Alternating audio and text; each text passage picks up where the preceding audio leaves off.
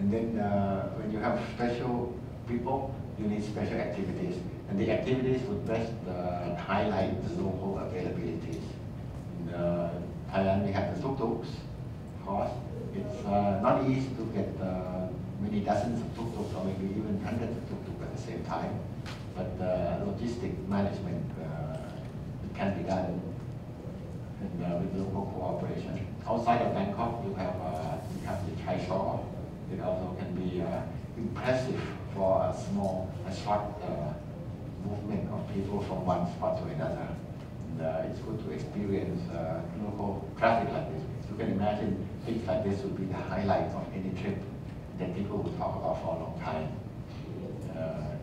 For example, this is not done much anymore because Wat Po, after we've done this for a few times, it became quite, what do you call, people were complaining that we were taking a lot of space from Wat Po. This is Wat Po. Wat Po is a reclining Buddha temple with the first university of Thailand that tells you about self-healing, and there's a massage pavilion inside the Wat. This was for a group of, we had a group of 240 incentive winners, but we had 120 masseuse and chairs. When you want to do something like this, you need to plan and create logistical operations. We cannot bring the whole group of 240 at the same time, so we divide by half, and we create a program that would take half of them somewhere else, the other half here, and we alternate the visits. But again, as a nice surprise to operate an incentive, we don't tell people that they're going to get a massage in the Wat Po, a foot massage. We just keep it a secret. The guide would also have to play the part. The guide would take people along a walk to the market and maybe in the temple. And then after a while, the guy would say, "Aren't you tired? You will walk for 20-25 minutes. You're tired, right?" So some people said, "Yes, we're very tired. Can we rest?" The guy said, "Okay, let me see." Then the guide would lead them to a corner, and when they turn the corner, they see the chairs there. That's a big surprise. Again, that would be a talking point, conversational piece for many, many years to come for people who were on the same trip. And luckily, we in Thailand, we can do things like that. But I'm sure you can find surprises in Taiwan that would reflect local culture, local availability in a way that would provide special experience that people can remember for a long time. But people need to also be able to appreciate the meaning of it. Now, lately, we've been asked very often to get team building exercises, and the term treasure hunt or scavenger hunt started, I think maybe 15, 20 years ago even. We started by doing that, and now every destination in the world does scavenger hunt or city challenge or whatever you call it, or amazing race. I tell you, in the old days when we started doing this in the mid-80s, we bought the Polaroid cameras. Polaroid cameras are this big, and you have 10 photos in the cartridge, and the photos come out right away. And at one time we had 50 Polaroid cameras that we lent to other companies because quite costly. The camera is not that expensive, but the film is quite costly, and you need to invest. So when we started to do many amazing race programs in Bangkok, we end up with 50 Polaroid cameras and in our company museum. Because now you have digital, and now you have phones that you can use for this kind of thing. But that kind of experience gives people a different kind of memory. You need to design programs that would let them also experience local availabilities and culture. One time we had a group of Chinese, I think from China, Motorola telephone company. They sent their best sales agents, and they wanted something special, something local, something cultural. So we built a boxing ring inside of a ballroom of a hotel. And then we brought boxing instructors to teach volunteers. They would then representatives of each group from each region to train as boxers. Oh, some of them are already active and already boxing, and they like to do this kind of sport. And in the end, they would be paired and fight on stage. It's just a kind of a team building or team bonding activity that they wanted. So it was quite a challenge because we had to stop them from fighting, from getting serious. But it served the purpose of experience, and people who were sharing were really enjoying and making bets among themselves. And to go on a city discovery, also we offer something like a fan dance, like Tai Chi, Tai Chi Chuan, and many Eastern exercises. Also maybe an experience with dancers, maybe going to a market with being blindfolded and have a sniffing experience. That's to show that things like this create experiences that people remember. A more extensive team building experience with being at the beach in the park. People have dressed in costumes of different colors and different napkin, different colors to signify different teams, and they are given tasks to do many things. In the end, they are given a set of camera and props that they need to create their own TV commercial of 3 minutes. We let them have their own creativity. They would go to a table where all kinds of different kinds of props were given to each team, and they would just work among themselves. It's to let them manage among themselves. This would be the script writer.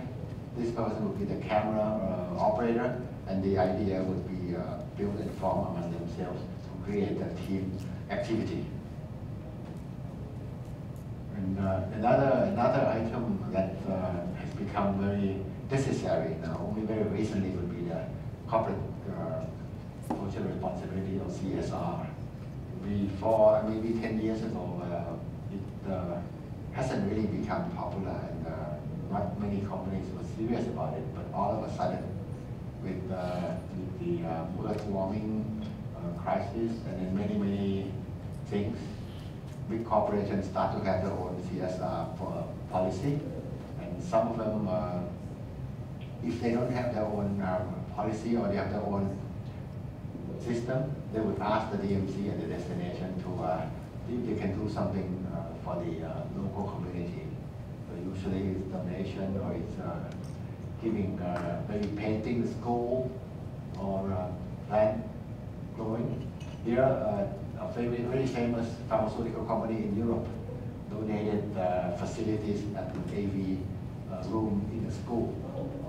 This was after the tsunami. The program of 200 best salespeople from a pharmaceutical company in Europe, all over Europe, were going to a program in Thailand, in Bangkok and Phuket, and they heard about the tsunami, and they heard that a lot of damage and a lot of people suffered, so they wanted to do something. And then we located a school that needed support, because the school accepted children whose families were affected by the tsunami crisis.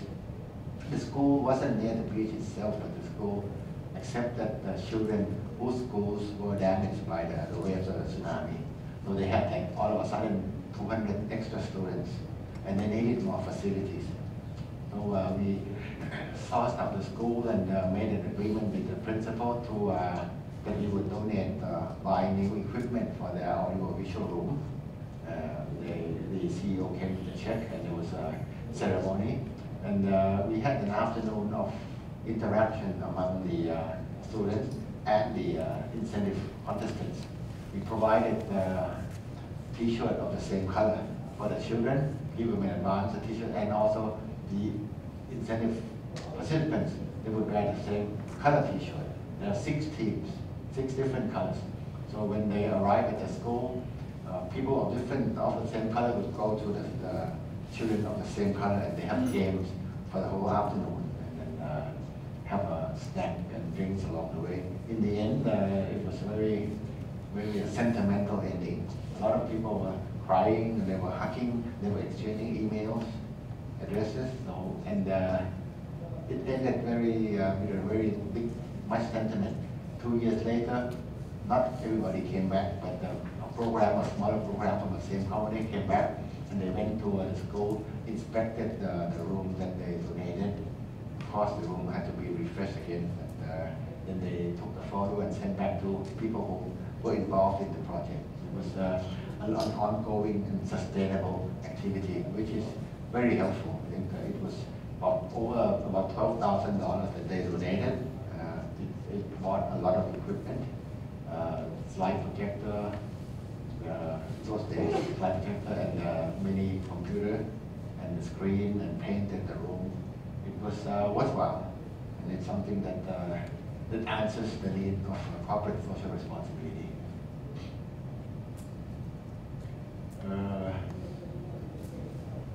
In the beginning, when I was asked to come to this event, somebody designated the name of the session as Game Changer of Thailand incentive industry.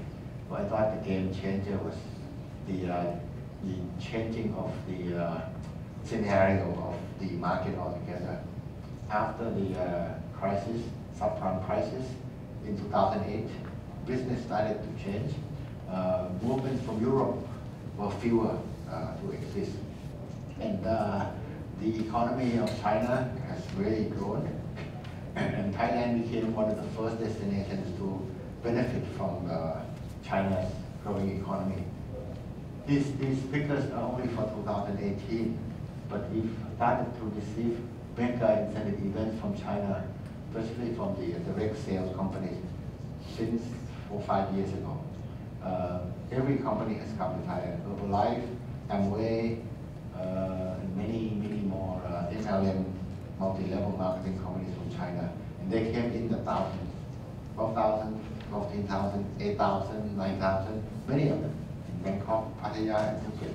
These are just the figures of this year. You can imagine that Herbalife, they already came 2 or 3 times. And these are all from China actually, except the one on the bottom. It's an American company, but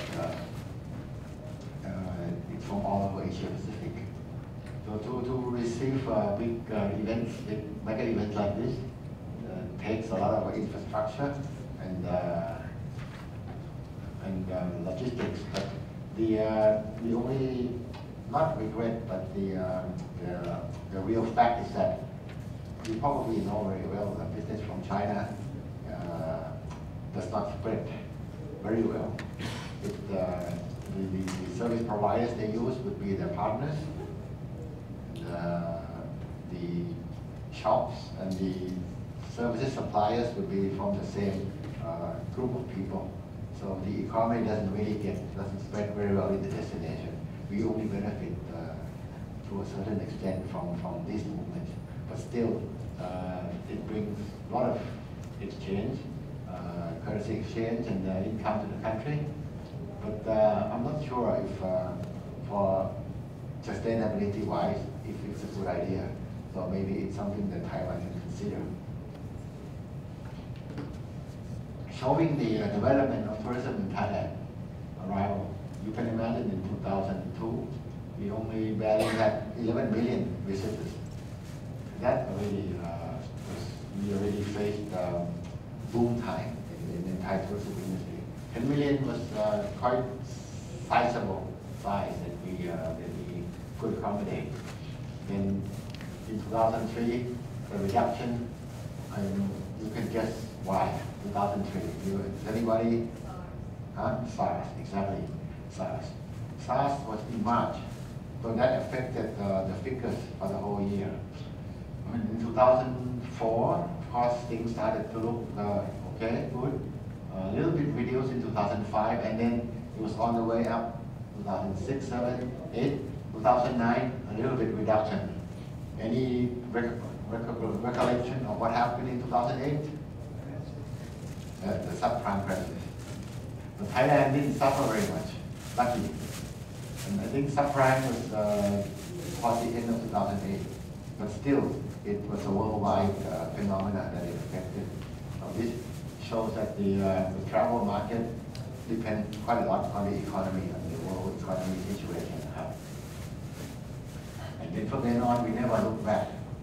2010, it just shot up until 2013. Again, there's another crisis in Thailand. The domestic political situation. But now, we kept on climbing.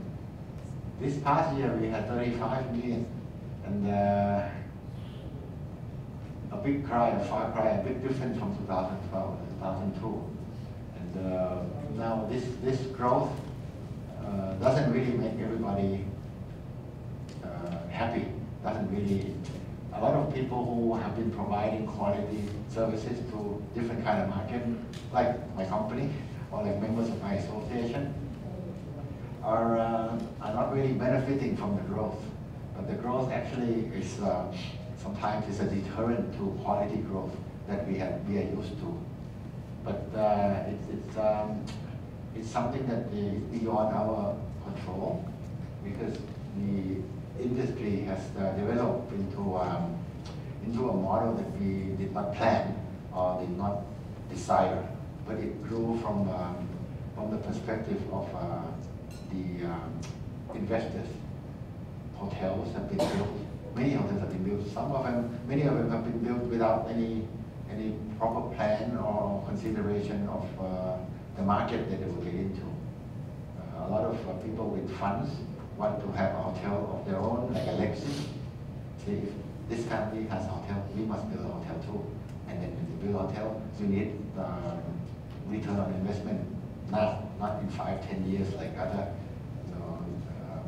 markets might understand, because to invest in a project that is quality, you need time to market and you need time to grow into it, not just get back the investment of return on investment right away. And that's the mistake of Thailand. But again, you see the prosperity of Thai tourism like this. It's not quality growth that I would think myself. But now it's you can't really go back and tell hotels to stop building. Banks can give loans because it benefits the economy. You have growth in construction, you have growth in many other sectors, because there's purchasing, because there's jobs. So it looks as if the country is going into prosperity. But on the long run now, we're starting to say, should we have done this? But there was no city planning, or there was no consultancy or research of how a destination should proceed or should advance. You would know about Bhutan. They control their incoming arrivals by the number and also a minimum expenditure per day. It would remain like that. The growth would be small, but it would be with good quality. People who can who go there would have to accept the condition. Also, a destination like New Zealand, they didn't really have this kind of policy, but it's the hardship of getting to the destination itself that prevents mass tourism. And then in the end, the result is that they get people who really appreciate the destination and make an effort to go there. It take a long time, and go there and spend a long time there, because it takes so long to go there. They need to spend a long time to make it worthwhile, which is good in a way.